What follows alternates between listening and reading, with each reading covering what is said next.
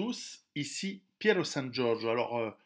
Dans les milieux survivalistes, effondristes, collapsologues, tout ce que vous voulez, il y a un site internet il y a quelques années qui avait stupéfié les gens avec des prévisions extrêmement basses, notamment au niveau de la population pour 2025. Ce site s'appelle Dagel.com, j'en avais fait une vidéo il y a quelques années qui avait pas mal tourné, etc. Et il vient de faire une mise à jour de son site que je mets ici en lien, voilà. Alors, le site nous donne en fait une mise à jour et il nous dit, voilà, l'effondrement inévitable du système est légèrement ralenti avec la crise du Covid qui est manipulée pour maintenir le système à flot le plus longtemps possible. Et entre les risques de guerre entre les États-Unis et la Russie et la Chine, et éventuellement des effondrements économiques, leurs prédictions sont que si la Chine en 2025 va voir sa richesse augmenter, eh bien c'est l'Occident entier avec des ramifications dans les pays à travers le monde qui va être assez mortel. Alors évidemment, je ne suis pas d'accord je suis d'accord avec le fond, bien sûr, puisque j'en parle depuis plus de 10 ans dans mon livre Survivre à l'effondrement économique, mais je ne suis pas d'accord avec certains éléments. Par exemple, pardon, éternuement. Par exemple, on va prendre un exemple où c'est tout à fait probable. On voit les États-Unis perdre 70%, 70% euh, de leur population et 90% de leur euh, PNB. Bon, très bien. En cas de crise économique géante et surtout en cas d'effondrement, c'est clair que c'est ce genre de perte que les États-Unis doivent s'attendre. On voit moins 18% au Japon et moins 50% de leur PNB. On voit par exemple des pays comme alors l'Égypte, plus 8% de la population et moins 12% de son PNB. Alors je ne sais pas avec quoi ils vont nourrir 105 millions d'habitants. Peut-être que peut-être qu'ils ont encore une capacité de croissance pour leur.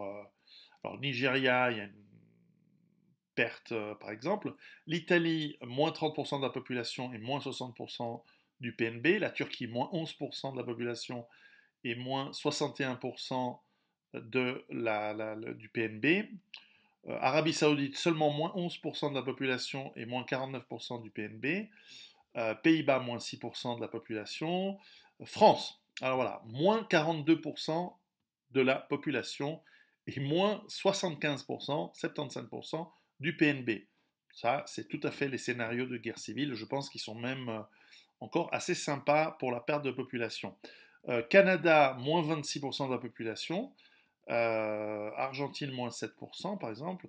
Alors, par exemple, là, c'est un truc qui tourne pas rond, par exemple. Pologne, moins 13%.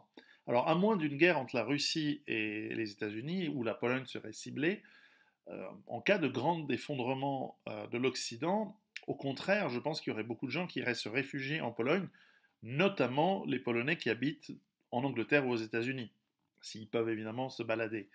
On voit par exemple que l'effondrement de la France est important, et on voit ici, alors ça c'est logique, à l'inverse de l'exemple de la Pologne, on voit l'Algérie qui aurait une augmentation de la population de 7%, bien qu'une baisse du PNB de 22%, très très bas.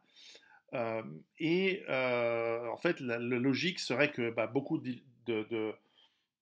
d'Algériens qui vivent en France ou dans les pays occidentaux qui s'effondrent, eh bien, quitteraient quitteraient donc l'Algérie, quitteraient la France, pardon, voilà, j'y arrive, pour retourner chez eux en Algérie.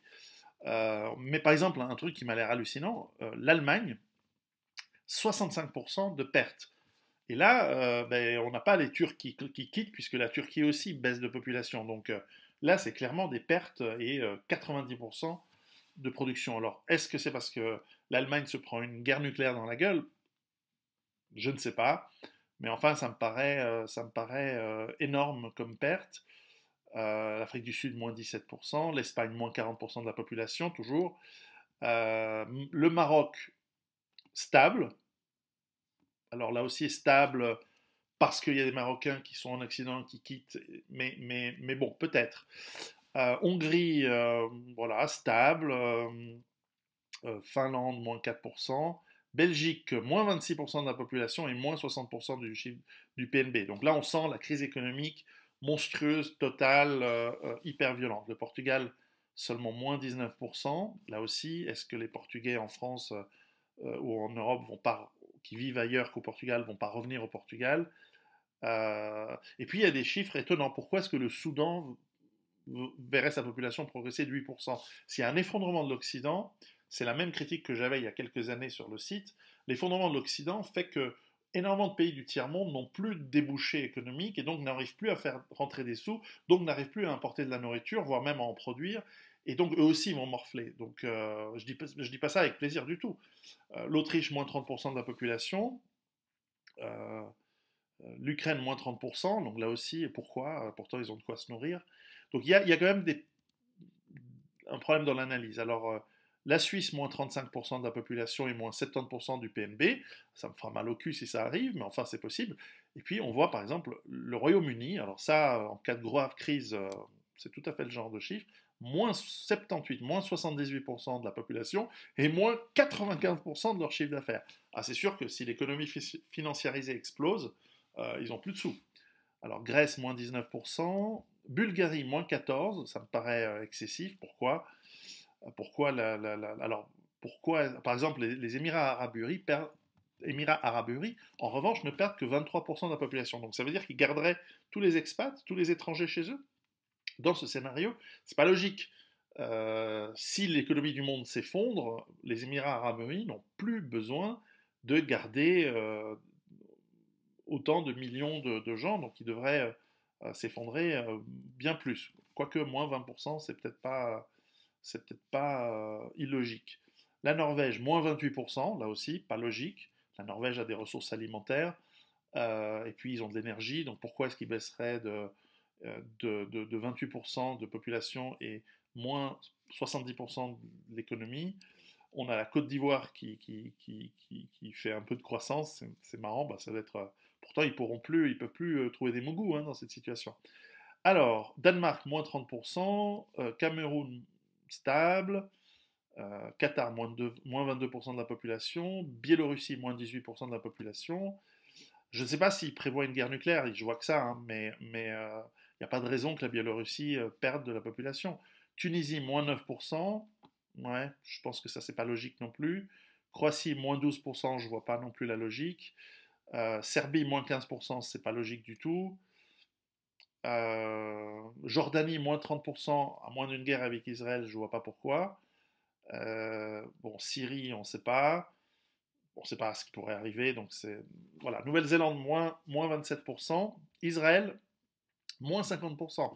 Alors ça aussi, pourquoi est-ce qu'ils prévoient une guerre entre Israël et je sais pas, et qui, pour qu'Israël perde 50% alors que les États-Unis s'effondrent, que donc une partie de juifs américains qui essayent d'aller en Israël, et qu'avec l'effondrement de la France ou de l'Europe ou de l'Allemagne, etc., qu'il y a des juifs qui vivent en Europe qui essayent d'aller en Israël, et que malgré ça, la population d'Israël baisse, c'est étonnant. Que le chiffre d'affaires, il voit moins 85% du PIB, du PNB, oui, peut-être, mais la population, ça me paraît étonnant. Ça me paraît étonnant. Donc on a quand même des pays qui, dans leur scénario, alors je ne sais pas quelles sont les règles de leur simulation, évidemment, mais je pense que dans certains cas c'est un peu excessif, dans d'autres cas c'est pas excessif. Donc toujours prendre ces sites avec des pincettes, avec des petites pincettes à tic.